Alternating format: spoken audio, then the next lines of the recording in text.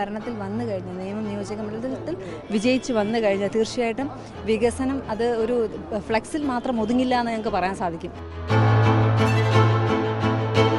നല്ല പ്രതീക്ഷയുണ്ട്. നമ്മൾ നേരത്തെക്കാൾ വോട്ടിംഗ് ശതമാനമൊക്കെ തന്നെ കൂട്ടാൻ ഞങ്ങൾക്ക് സാധിക്കും. കാരണം എല്ലാവരും ഞങ്ങൾ വിശ്വാസം അർപ്പിച്ചൊരു മാറ്റം ആഗ്രഹിക്കുകയാണ്. ഞങ്ങൾക്ക്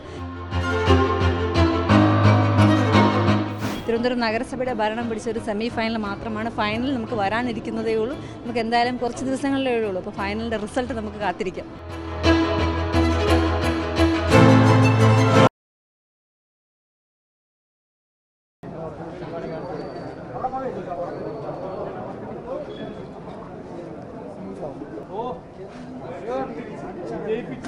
നമസ്കാരം. ഏറെ വിജയപ്രതീക്ഷയോടെയാണ് NDA ഈ നിയമസഭാ തെരഞ്ഞെടുപ്പിൽ മത്സരിക്കുന്നത്. ആദ്യമായി പറഞ്ഞു വെക്കേണ്ടത്, നഗരസഭയിൽ ആദ്യമായി ഭരണം ലഭിക്കുന്നു. അതിനുശേഷമുള്ള ആദ്യ നിയമസഭാ തെരഞ്ഞെടുപ്പാണ്.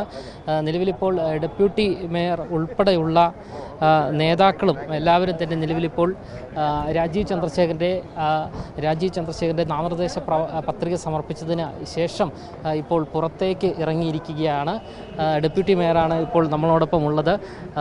ഈ ഒരു നിയമസഭാ തെരഞ്ഞെടുപ്പിൽ വലിയ വിജയപ്രതീക്ഷയാണോ? നഗരസഭയിൽ ഭരണം ലഭിച്ചതിന് ശേഷമുള്ള ആദ്യ നിയമസഭാ തെരഞ്ഞെടുപ്പാണ്. അതെ, ഞങ്ങളെല്ലാവരും 100% പ്രതീക്ഷയിൽ തന്നെയാണ്. കാരണം നമ്മൾ ഉറപ്പായിട്ടും നിയമം പോലെയുള്ള നിയോജക മണ്ഡലം, കാരണം നിങ്ങൾക്ക് അറിയാമായിരിക്കും, കഴിഞ്ഞ തെരഞ്ഞെടുപ്പിൽ ഏറ്റവും കൂടുതൽ രാജീവേട്ടൻ മത്സരിച്ചപ്പോൾ ഏറ്റവും കൂടുതൽ അദ്ദേഹത്തിന് ഭൂരിപക്ഷം കൊടുത്തൊരു മണ്ഡലം എന്ന് പറയുന്നത് നിയമം നിയോജക മണ്ഡലമായിരുന്നു.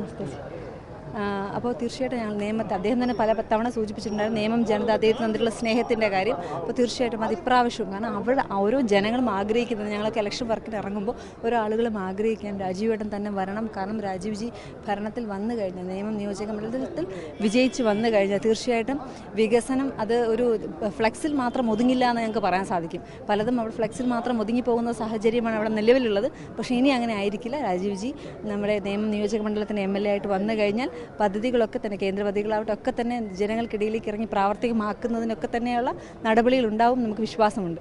തൂക്ക് മന്ത്രിസഭ ഉണ്ടാവുമെന്നൊക്കെ പറയുന്നുണ്ട്. അത് നമുക്ക് കാണാൻ വഴി.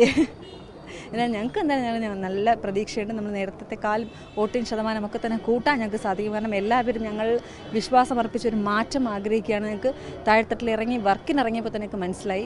നേരത്തെ ഞാൻ സൂചിപ്പിച്ചിട്ടുണ്ടായിരുന്നു, നമ്മൾ തിരുവനന്തപുരം നഗരസഭയുടെ ഭരണം പിടിച്ച ഒരു സെമി ഫൈനൽ മാത്രമാണ്. ഫൈനൽ നമുക്ക് വരാനിരിക്കുന്നതേ ഉള്ളൂ. നമുക്ക് എന്തായാലും കുറച്ച് ദിവസങ്ങളിലേ ഉള്ളൂ. അപ്പോൾ ഫൈനലിൻ്റെ റിസൾട്ട് നമുക്ക് കാത്തിരിക്കാം.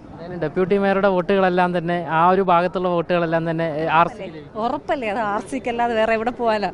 അത് RC ഞങ്ങൾക്ക് RC തന്നെ ഉണ്ട്. കിങ് മേക്കറാണ്, കിങ് ആണ്, RC ആണ് വരാൻ പോകുന്നത്. അത് യാതൊരു മാറ്റവുമില്ല. നിയമം RC തൂക്കും. എത്ര ഭൂരിപക്ഷം ലഭിക്കുക എന്നുള്ളത് ഭൂരിപക്ഷത്തിൻ്റെ അല്ല, അതൊന്നും നമ്മൾ ഇല്ല. പക്ഷെ എന്തായാലും നിയമം RCയുടെ കയ്യിൽ തന്നെ ഭദ്രമായിരിക്കും. അതിന് യാതൊരു സംശയമില്ല. BJPക്ക് എത്ര സീറ്റ് കിട്ടുന്നതാണ് കേരളത്തിൽ? നമുക്ക് എന്തായാലും ഒരു രാജീവ്ജി പറഞ്ഞ പോലെ തന്നെ അതിൽ യാതൊരു മാറ്റമില്ല. രാജീവ്ജി പറഞ്ഞത് തന്നെയാണ്. എന്തായാലും വളരെ നന്ദി. എല്ലാവിധ വിജയാശംസകളും നേരിടുന്നു. വലിയ ഭൂരിപക്ഷത്തിൻ്റെ പ്രതീക്ഷ തന്നെയാണ് നേമത്ത് RC പ്രതീക്ഷിക്കുന്നത് എന്നാണ് ഡെപ്യൂട്ടി മേയർ ആശാനാഥ് നമ്മളോട് വ്യക്തമാക്കിയിരിക്കുന്നത്.